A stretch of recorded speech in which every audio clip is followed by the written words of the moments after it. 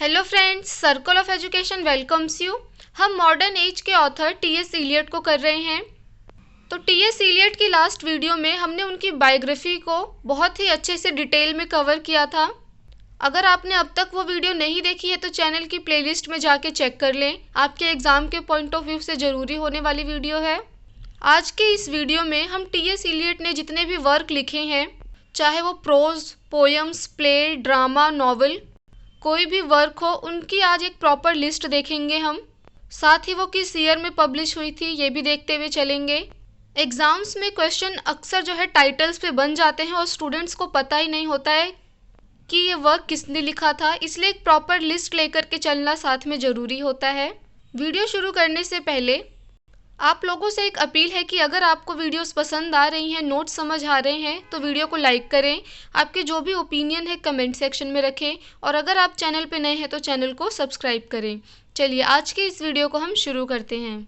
1905 में T.S.. Elliot ने कुछ प्रोज वर्क लिखे थे जिसमें 3 शॉर्ट स्टोरीज थी। वो कौन सी थी?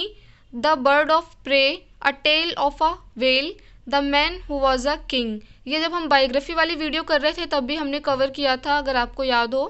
फिर 1909 में इनके कुछ वर्क आते हैं। A review of the wine and the Puritans, the point of view, gentleman and seaman, the review of egoist. आइए इनकी कुछ पोएम्स देख लेते हैं। 1905 में इनकी पोएम आई थी a fable for feasters, a lyric of time and space as sages say at graduation.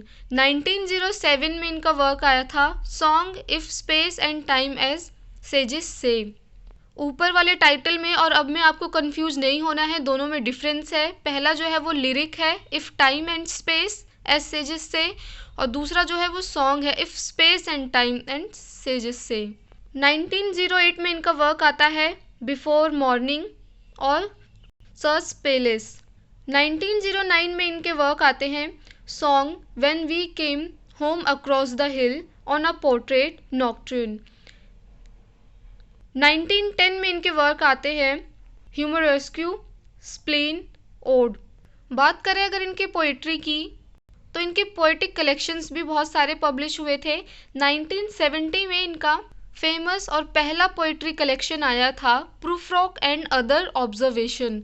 कब पब्लिश हुआ था ये? 1917 में। बहुत बार एग्जाम में क्वेश्चन बना है। ये फर्स्ट पब्लिश्ड पोएटिक कलेक्शन है टी.एस. इलियट का, जिसमें 12 पोएम्स थी और ये एक चैप बुक है। वो 12 पोएम्स कौन सी थी आइए देखते हैं। The love song of J Alfred Prufrock, ये जो पोएम थी इस कलेक्शन की पहली पोएम थी और बहुत ही फेमस पोएम है ये। कई बार एग्जाम में क्वेश्चन बना है, तो ये पोएम जो है आपको याद रखनी है कि पहली पोएम कौन सी है इस कलेक्शन की। The love song of J Alfred Prufrock. Other poems की बात करें अगर तो वो है portrait of a lady, preludes, rhapsody on a windy night, morning at the window, the Boston evening transcript, aunt Helen, cousin Nancy, mister Apollinax, hysteria, conversation ग्लैंटे, ला फिजिलिया शे पियांजे। 1920 में इनका सेकंड पोएटिक कलेक्शन आया था जिसके अंदर काफ़ी सारी पोएम्स थी। कुछ इंपॉर्टेंट पोएम्स उसमें थे Gerontion, Sweeney among the nightingales, the hippopotamus, whispers of immortality, mister Eliot's Sunday morning service, a cooking egg. 1922 में इनका बहुत ही famous work the waste land publish हुआ था। 1925 में द हॉलो मैन। 1927 में इनकी एरियल पोएम्स आई थी। एरियल पोएम्स में 6 पोएम थी। वो 6 पोएम्स कौन सी है आइए देखते हैं। द जर्नी ऑफ मैगी, जो कि 1927 में आई थी, क्योंकि ये एरियल पोएम की जो सीरीज़ है ये 1927 से 54 तक चली थी। सेकंड पोएम थी अ सॉन्ग फॉर साइमन, जो कि 1928 में आई थी। एनिमुला 1928 में, इट वाज इन्फ्लुएंस्ड बाय डांटे। इट्स मरीना, जो कि 1930 में आई थी।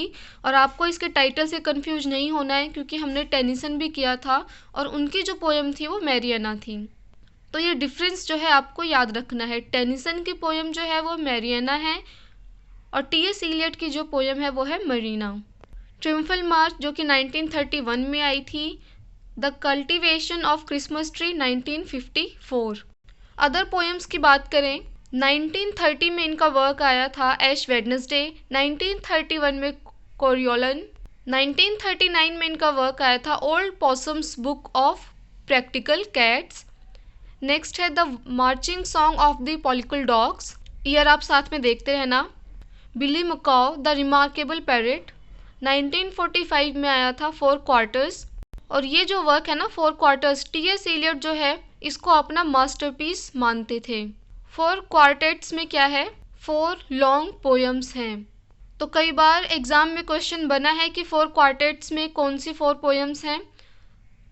तो आइए देखते हैं। बर्न्ट नॉर्टन जो कि 1936 में आई थी, East Coker 1940, the Dry Salvages 1941, Little Gidding 1942।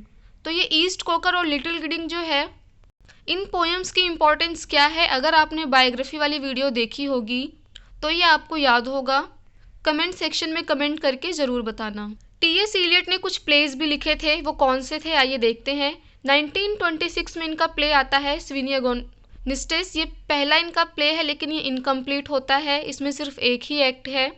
1934 में द रॉक, 1935 में murder in the cathedral, 1939 the family reunion, 1949 the cocktail party, 1953 the confidential clerk, 1959 में इनका वर्क आता है द एल्डर स्टेट्समैन। आइए अब कुछ इनके नॉन फिक्शन और क्रिटिकल वर्क के बारे में डिस्कस करते हैं। क्रिश्चियनिटी एंड कल्चर जो कि 1939 एंड 1948 में आया था। 1920 में इनके कुछ वर्क आए थे, the second order mind, tradition and the individual talent, the sacred wood, essays on poetry and criticism. Sacred wood में क्या था, बहुत सारे एसेज इनमें पब्लिश हुए थे, जिसमें हेमलेट एंड हिज प्रॉब्लम्स भी था। कई बार एग्जाम में क्वेश्चन बना है हेमलेट एंड हिज प्रॉब्लम्स में ये किसका एसे है, टी.एस. एलियट का है। 1924 में आया था होमेज टू जॉन ड्राइडेन, 1928 में Shakespeare and the stoicism of Seneca, और सेम ईयर ही वर्क आता है फॉर लैंसलॉट एंड्रव्यूज। 1929 में आता है डांटे। 1917 से 32 के बीच इनके कुछ सिलेक्टेड एसेज आते हैं। 1933 में the use of poetry and use of criticism, 1934 after strange gods Elizabethan essays, ये दोनों एसेज जो है 1934 में आते हैं।